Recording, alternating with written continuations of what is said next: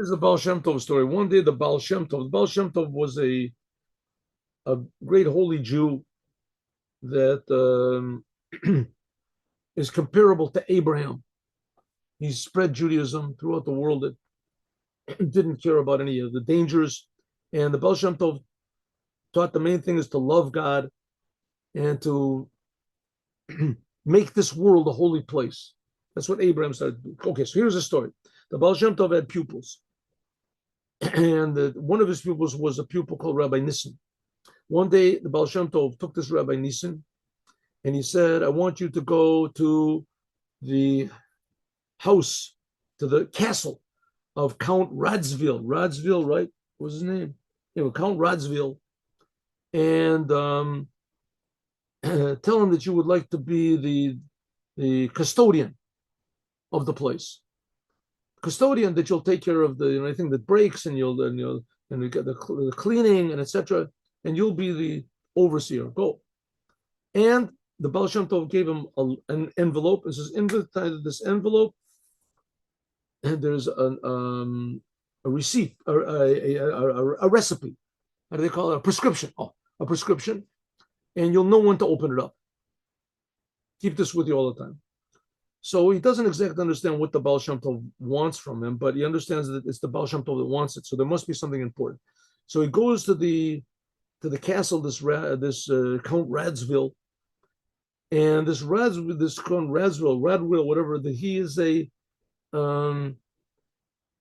fun-loving person and a very positive sort of a person, and he doesn't hate Jews, doesn't hate anybody. He gets along with everybody. Very rich, tremendously rich, big, huge castle. So he said he would like to come and work. So he said, okay, let's give you a trial. And he ended up that this Rabbi Nissen was excellent, and everybody liked him, and he improved everybody's work, and he made it easier for everybody, and he made it more fun for everybody, and he helped everybody wherever they could, and he improved their tools, and he showed them new ways of sweeping the floor or whatever it is, and he fixed things up, and everybody liked him. Everybody got along with everybody. Now the Count, meanwhile, this Rabbi Nissen, he doesn't understand why he's there. The time when he's there, it's very difficult for him to learn Torah or whatever, but he does. The Count lets him. There's no other Jews over there. He can't make a minyan. So the time passes by. Now, this Count had a good friend. Excuse me, something happened to my shirt. The Count had a good friend, and his name was Pierre Louis. And they were bosom friends. They were just best friends, and they did everything together, and they would party together, and they would go hunting together, and they would go traveling together and touring together and everything together. They were really just tremendously good friends. Right? They enjoyed each other's company immensely.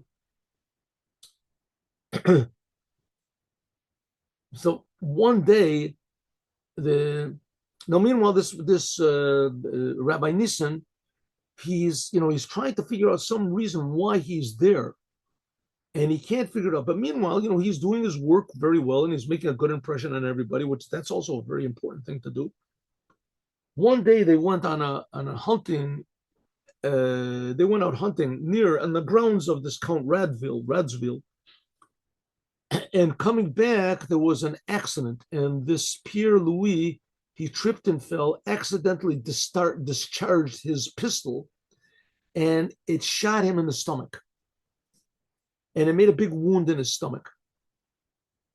So immediately, the Count brought the best doctors around, sent out, wagons to the four corners of the country to bring back, the money was no issue, bring back the best professors, the best doctors, the best, and they sort of, slowed down the bleeding, but none of them knew what to do. They couldn't, and the Count was just out of his mind. He was just crying and weeping. He didn't know what to do.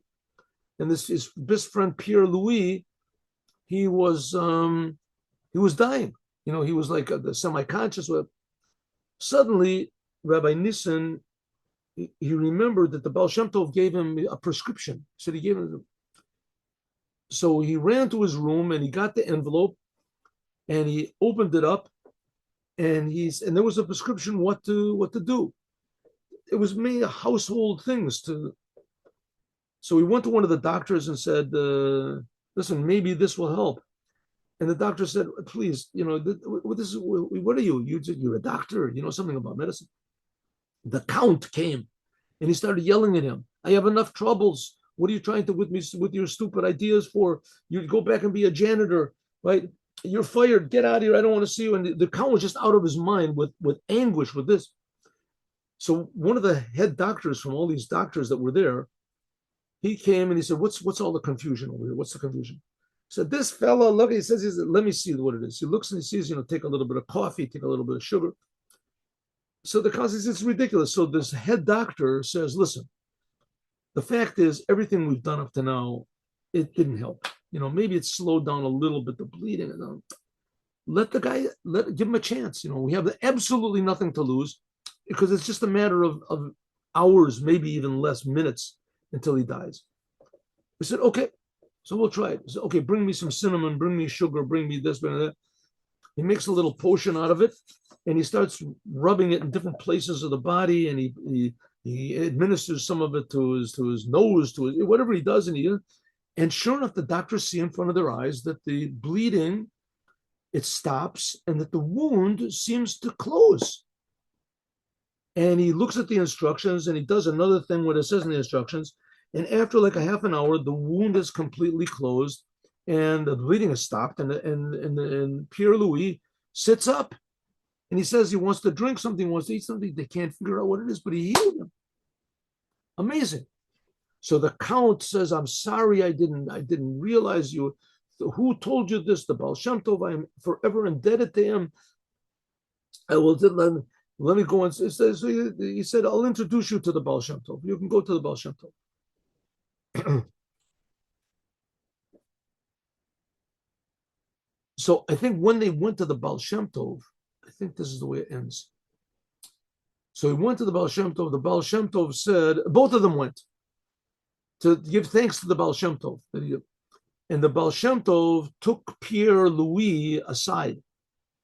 And he said, Pierre Louis, I want to tell you something.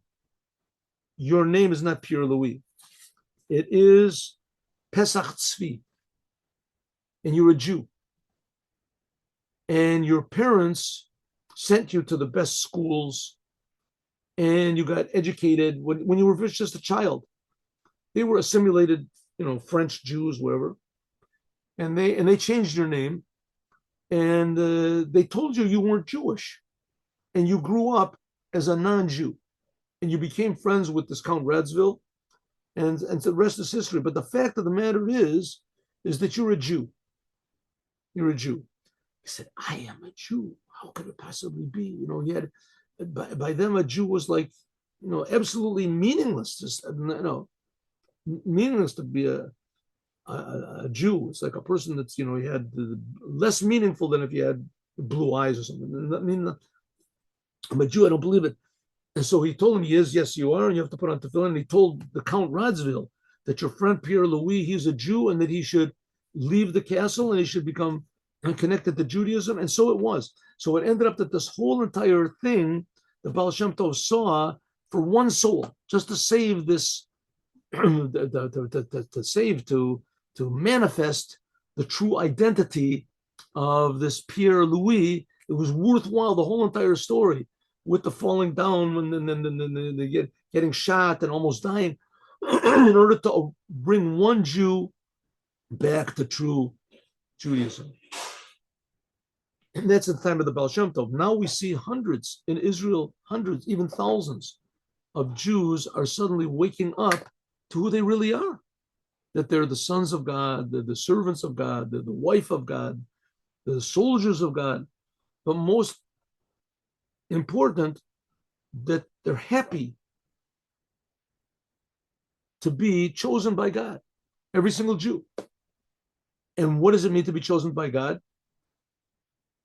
To make the world a holy place, have a family, have a job, have a work, be a lawyer, a doctor, your normal things you do, but to realize that there's a creator and to make the whole world realize it. That's true Chassidut, and it was worthwhile in order to bring one Jew back, and every Jew is that one Jew.